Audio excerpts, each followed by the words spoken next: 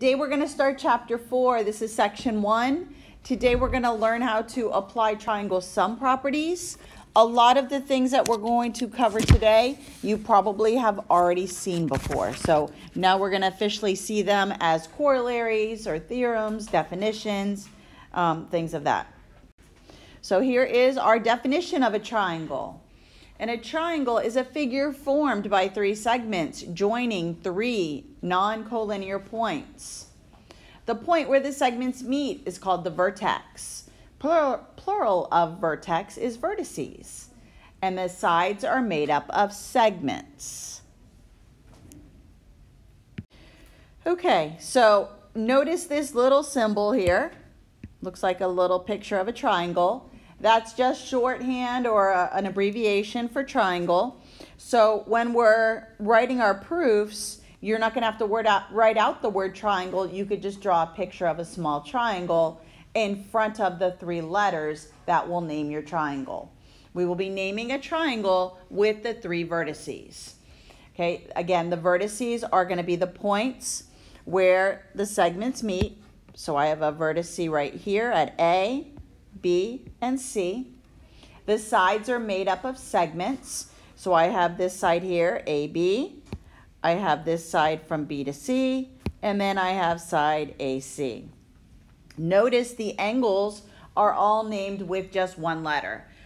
Sometimes the figures are going to get more complicated, and they may add another triangle next to it, and in that case, you'll have to name your triangle with, or your angles with three letters. So the angles again here could be named with just one letter. You could also name them with three if you wish. But when it's a simple triangle, wherever the vertexes are or the vertices, you can just name it with one letter. Next, we're going to classify triangles based on their side lengths. The first one is a scalene triangle. When the triangle doesn't have any sides that are the same, it's called scalene. When there are at least two sides the same, it's isosceles. When all sides are equal, it's called equilateral. Now, they're either going to have numbers on the triangles to indicate what type of triangle it is, or they'll have congruency marks. Notice for the isosceles, it has the word at least two sides. So what we could also say here is that every equilateral triangle is also isosceles, but not every isosceles is equilateral. So you might get a picture and they might have numbers around it, like this one. That you could say maybe this is a 3, 4, 7. Notice that all numbers on labeling the side lengths are different. Or they could have the congruency marks, like the middle picture. Notice the little tick marks or the little congruency marks indicating that this triangle has two sides that are congruent, making it isosceles. And then the last one, all sides have the same type of markings, making it equilateral.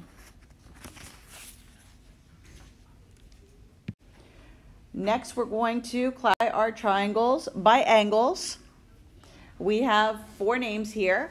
We have acute, which is all of the angles, all three of them are less than 90. Obtuse, one angle is greater than 90. And right, one angle is exactly 90. And equiangular, all the angles are equal. And here are some examples with some pictures of the different types of triangles based on their angle measures. When I have an equiangular triangle, anybody know how much each angle would be? 60. Beautiful. Okay, we haven't gotten about the triangle sum property yet, but he knows that the three angles of a triangle add up to 180. He divided that by 3, and we know that all angles in an equiangular are all going to be 60. Okay, notice that would also make that equiangular triangle also acute, because if all angles are 60, 60 degrees is less than 90. So an equiangular is also an acute triangle. Next one. The next one is the triangle sum theorem. Now, you've probably already learned this. You, just like Rodnell just told me that the three angles add up to be 180, so he knew that each one was 60. So this is just stating that the sum of the measures of the interior angles of a triangle is 180 degrees. So they're using they're adding up all the angles. So measure of angle A plus the measure of angle B plus the measure of angle C equals 180 degrees. This is our triangle sum theorem. The next theorem we're learning in this lesson is called the exterior angle theorem. And I know this is a lot of words, but I will explain what it means. So it states that the measure of an exterior angle of a triangle equals the sum of the measures of the two remote interior angles. And those two remote interior angles are going to be the two non-adjacent.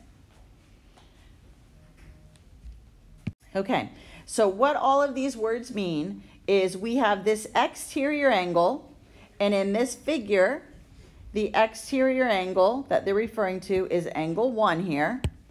Let's do it in red because that's what they put it here. Now, my two remote non-adjacent interior angles they're referring to, these are angles A and angle B. So what they're stating here is this angle plus this angle equals this one. So this plus this equals that exterior one. So for example, and we'll do some of these with numbers. Let's say I told you that the measure of angle 1 was 110, and maybe I gave you the measure of angle B is 60, and they ask you to find the measure of angle A. If you know that angle A plus angle B equals angle 1, I can just leave A there, plus 60 equals 110, subtract, and get 50. So those two added together give me the measure of that exterior angle. Now we're going to go through this like a proof. So let's say we were asked to write a 2-column proof for this. Statements, reasons. So the first thing we're going to do is use our triangle sum theorem. That's going to be my first statement. I'm given a triangle. Oops, I want to put 1 there. So I could say that angle A plus angle B plus angle C equals 180 degrees because I've been given a picture of a triangle. Now, to make my proof a little easier, I'm going to add a little number 2 here because my next statement is going to say angle 1 plus and angle 2 are supplements. And the reason why I know this is from the linear pair postulate. Number 3, I can now show that angle 1 plus angle 2 equals 180 degrees. And this is definition of supplementary.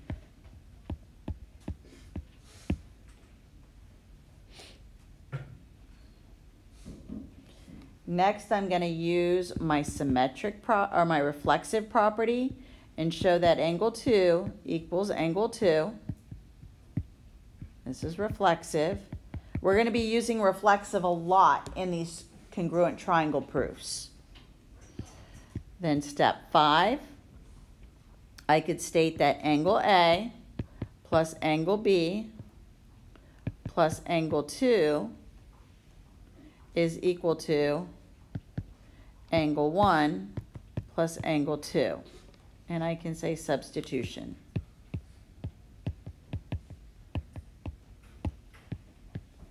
And then my last step, I could subtract 2 from both sides and get angle A plus angle B equals angle 1. And this reason is subtraction. Property of equality. So that is the proof for that theorem. Now, you will not have to prove this on your test or your quiz. You can just use this as a reason in your proof, okay, because it's already been provided to you as a theorem.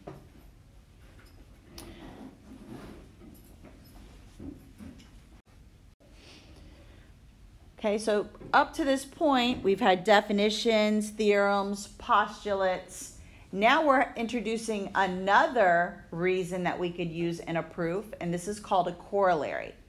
And what a corollary is, it's going to be like a little extra thing that's added to a theorem, or it's developed from a theorem. So it's a statement that can be proved easily using the theorem or a theorem. So the first corollary we're seeing is the corollary to the triangle sum theorem. And this states that the acute angles of a right triangle are complementary. Now, a lot of times these are going to be common sense. So we already learned that the three angles of a triangle add up to be 180. And if you already know that you have 90 degrees for that right angle, this is going to tell you that there's 90 degrees left for the other two angles. So the other two acute angles, and in this triangle, those two acute angles are A and B, and those would be complementary because you have 90 degrees left over for the two.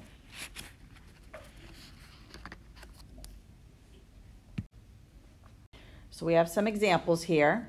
It wants to state whether the triangle with the two angles is either acute, right, or obtuse. Now, before we can classify these, we need to find the missing third angle. How can we do that if we have two of them? What could we use? Okay, we could use our triangle sum theorem, and we can add the two that are given and subtract it from 180. So let's go ahead and add the first two. 55 plus 43 gives me 98. To find my missing third angle, I need to subtract 98 from 180, leaving me with 82 degrees. So the three angles that I'm looking at are 55, 43, and 82. Does this make, what do the measures of these three angles make the triangle? Is it acute, right, or obtuse? It makes it acute. They are all less than 90 degrees. Let's try the next one. I'm going to add 47 and 43. I get 90 degrees. 180 minus 90 leaves me 90. As soon as I see I have one right angle, this makes this triangle a right triangle. So the three angles were 47, 43, and 90. Because I have one 90-degree angle, it's a right triangle. Let me add the next two. I'm going to add 80 plus 75. I get 155. Subtract that from 180, leaving me 25 degrees. And again, the three angles I'm checking on are the 80, the 75, and the 25. All three of those angles are less than 90 degrees, making this an acute triangle. We're going to add 33 plus 33. I get 66. 180 minus 66. I get 114. Again, the three angles I'm comparing are 33, 33, and 114. Notice I have one obtuse angle, making this an obtuse triangle. And the last example, I'm going to add 24 and 66. I get 90. 180 minus 90 leaves me a 90-degree angle. So again, I'm comparing 24, 66, and 90. I have one 90-degree angle, making it a right triangle. All right, we need to find the missing measures. Again, we're going to use our triangle sum theorem to figure these out. Okay, so to find this missing angle right here, I'm going to take 80 and 50 and add them. I get 130. I'm going to subtract that from 180, and I can see that my missing angle right here is going to be 50 degrees. Now notice this looks like it's vertical. This is when we, in the past when I've taught this, my students have told me that this looks like a bow tie. So they tell me, oh, we're doing the bow tie proof. Okay, so we're going to be bringing in vertical angles, we're going to be bringing in reflexive, all of our definitions, theorems, postulates that we've learned prior to this, we will be using to prove our triangles congruent. All right, so now that I've filled in 2 of the missing angles, I still need to find the measure of angle A, which is what the question had asked me. And notice that I can add 50 plus 50, get 100, subtract it from 180, and we can see that this one is 80 degrees. So again, the 3 angles of a triangle, when you add them, add up to be 180. So I can add 50 plus 50, get 100, subtract that from 180, and my missing angle here for A was 80. Now notice on B, I've got a congruency mark, and then I have 40 degrees, that's labeled right here. So those are all matching. So now I can just figure out that my missing angle here is 60. Same thing on example C. You can see that they both have the congruency mark. They both have an angle with 30 degrees. So the missing angle, without even knowing how much that congruent angle was, is also 110.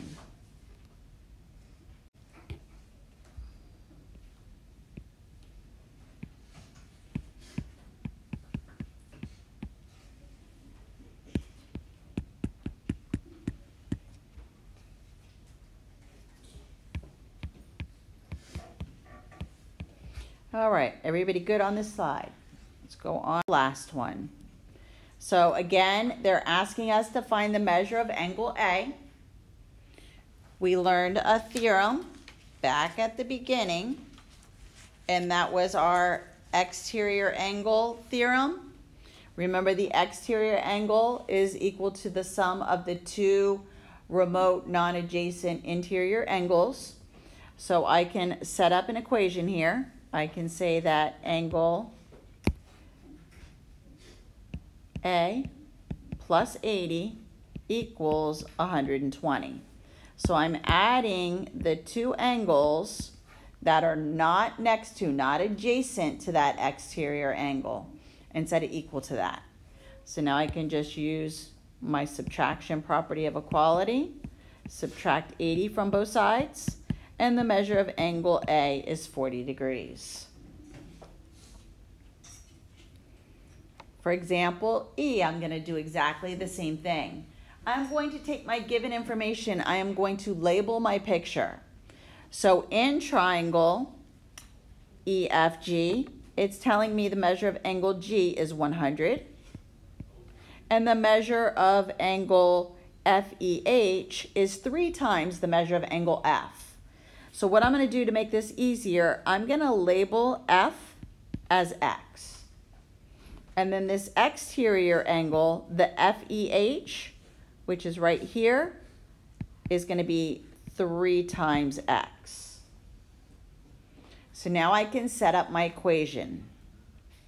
I know that the 2 non-adjacent remote interior angles, so X plus 100, is set equal to 3x. I now need to solve by subtracting x. I get 100 equals 2x, divide by 2, and x equals 50. So the measure of angle F is equal to 50 degrees. If they ask for the measure of angle FEH, I would multiply that by 3 and say that it was 150. But they had only asked for angle F. So you do have homework for this lesson. It is on Canvas and it is due tomorrow.